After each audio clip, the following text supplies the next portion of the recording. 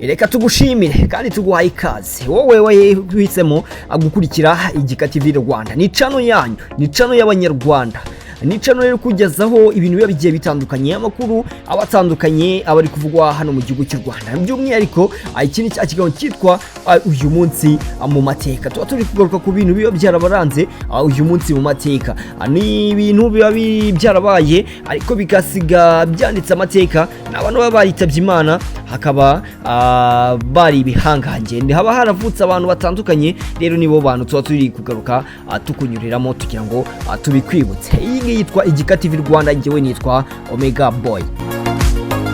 Uyu munsi rero turi ku itariki ya 3 Mutarama, ni umunsi wa 3 mu minsi iba igize umwaka. Habasigaye iminsi 362 kugira ngo uyu mwaka ugere ku musozo. Iki rero ni iki muri kino gihe cyo mu kwezi kwa mbere, ni cyo bita perihonium, aho isi iba yegereye izuba cyane. Hari rero bimwe mu babyararanze ino tariki. Mu mwaka w'1925 witwa Mussolini, uyu nguyu yari umunyagitugu wayoboye Ubutaliyani, yatangaje ku mugaragaro ko afashe ubutegetsi.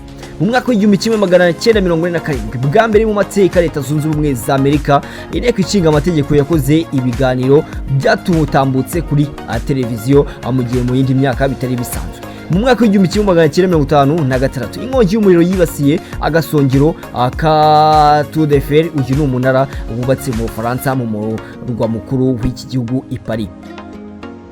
Mu mwaka w'1959 nibwo leta ya Alaska yemewe nk'imwe mu zigize Leta Zunze Ubumwe za Amerika. Mu mwaka w'1962 Papa Yohani wa 23 yahuye imbona nkuboni na Fidel Castro, ufatwaga nk'umunyagitugu wayoboye Cuba. Mu mwaka w'1977 mudasobwa zikoranye ubuhanga zo mu bwoko bwa Apple nibwo zashyizwe ku isoko.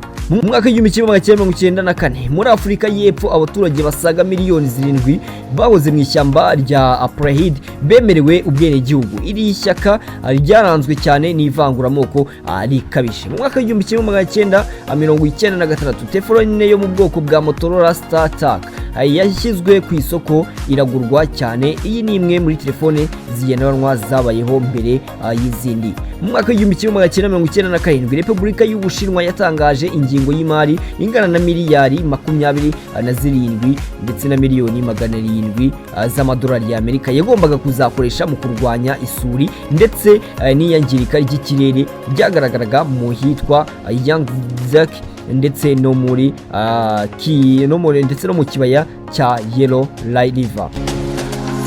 Mu mwaka w'2004 indege yitwa Flash Airlines Flight 304 yo mu Misiri yakoreye impanuka mu nyanja itukura ihitana abantu bagera ku 148. Niyo mpanuka ya mbere y'indege yahitanye abantu benshi muri kino gihugu. Mu 2019 Louise Mushikiwabo yatangiye inshingano nk'umunyamabanga mukuru w'umuryango mpuzamahanga w'ibihugu bikoresha ururimi rw'igifaransa. Hari rero bamwe baba baravutse kuri ino tariki. Bamwe mu bavutse kuri ino tariki mu mwaka w'1969 Michael, uyu nguyu yari umudage wamenyekanye cyane mu masiganwa yo gutwara amamodoka muri Formula 1, yatwaye iryo rushanwa mpuzamahanga inshuro zigera kuri 7. Uyu munyamerika nawe uyu mudage nawe yavutse kuri ino tariki. Kuri ino tariki kandi havutse witwa Ria Kabede, uyu nguyu yari umunyamideli ukomoka muri Ethiopia. Bamwe rero mu batabarutse kuri ino tariki twavuga mu mwaka w'2009 hatabarutse witwa Hisayasu Nagata, uyu nguyu yari umunyapolitike ukomoka mu Buyapani. Mu 2010 hapfuye Sir Lani Blowley, umunyamategeko ukomoka mu Bwongereza. Mu mwaka w'2011 havutse umuhanzi witwa Jean Chrysostome Matata, uyu nguyu wapfiriye muri Afurika y'Epfo. Reka tugushime cyane rero. Njyewe nitwa Omega Boy, iyi ngiyi yitwa Igika TV Rwanda. Twe turi mu kiganiro cy'ibyaranze uyu munsi mu mateka.